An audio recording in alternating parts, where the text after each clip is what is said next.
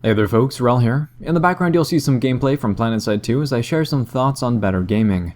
Nowadays I've gotten pretty good at picking out which games I won't want to spend much time on or even play at all, and most of that list consists of Korean MMORPGs that are being ported over to an American audience. So Arcade, Terra, and Ion are pretty good examples. In the case of Terra and Ion, they were utter grind fests, not just functionally but in spirit as well. And by grinding, I'm just talking about a repetitive and oftentimes tedious task that's required to achieve an end goal. And on a functional level, you can apply that to pretty much anything, and how much or how little of a grind something seems to you will vary from person to person. There's a reason why the Eastern audience has very grindy MMOs compared to the Western one. But in spirit though, the mentality behind a grindy game and a non-grindy one is completely different. It's not just a numbers thing, it's not just how much experience it takes to get to the next level. In Terra and Ion, you would basically kill things for the sake of killing things. If I passed by a type of monster that I hadn't killed yet, I would say to myself, I must have missed a quest for these guys, I should go back to town, I should pick it up, just so that I don't have to come back later. And I'd be absolutely right. There's no subtlety to it, right? They're not trying to teach you anything, they're not trying to make you feel more involved in the story. You just know that there's some monsters over here, you're going to kill them, and then you're going to kill the guys next to them, and then you're going to come back and kill the guys a little bit further.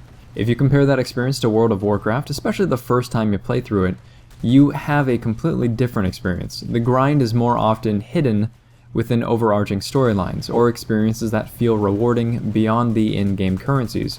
And while, yeah, you may be offered a quest to slaughter 100 river turtles to make soothing bisque for some guy who's too lazy to do it himself, there's usually enough options around to just ignore the stuff that you don't want to do. And in fact, sometimes it's more efficient to do that. If you look back at some of the Korean MMOs that I talked about, it wouldn't be. There's no chance. You have a very linear quest line that you had to do in sequence, or you'd be wasting a lot of time. Another key difference, and probably the most important one, is the amount of variety or unconventional questing that you have access to reach the same goal.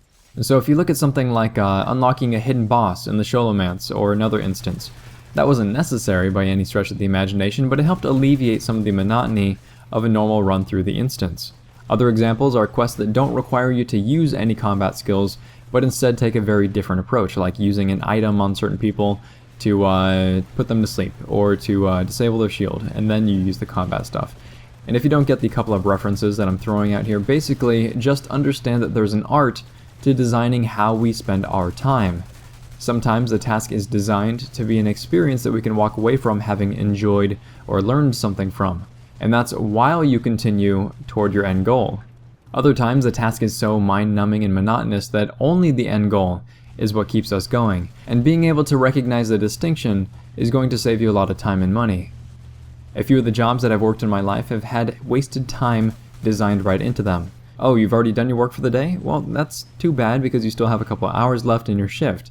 Just look busy until it's time to go.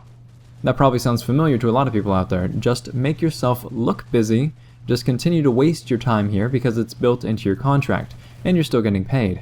We don't need you, we don't have anything else for you to do, but you have to look busy in case the boss walks in, or an inspector, or so that you don't give the customers a wrong impression. Unfortunately, one of the jobs that I held in the Navy was much better. My chief and my petty officer knew that we aren't going to be at the same command forever. So when there was downtime, or if people got their work done early, yes, you still have to be available because you're on the clock, but they wanted us to grow into better sailors and better people. Work on your qualifications, take a class, build your portfolio.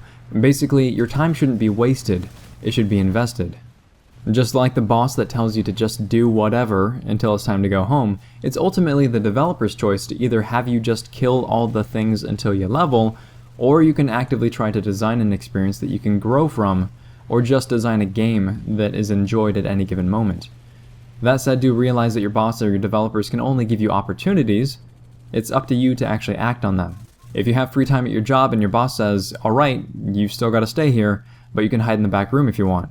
You can find ways to fill your time by, sitting back there watching TV, texting your best friend, and putting all your spare change into the vending machine, or you can do something that's going to make you feel like you've accomplished something in the time that you've spent.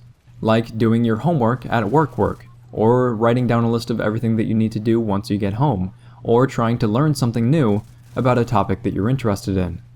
Depending on what your goals are, You can make the process of getting there as fulfilling or as tedious as you want it to be, at least in life.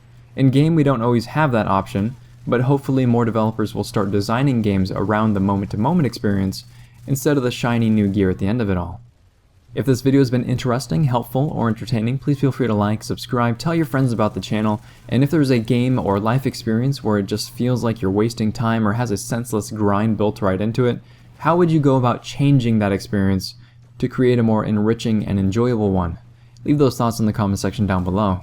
Thanks very much, folks. Wrel signing off.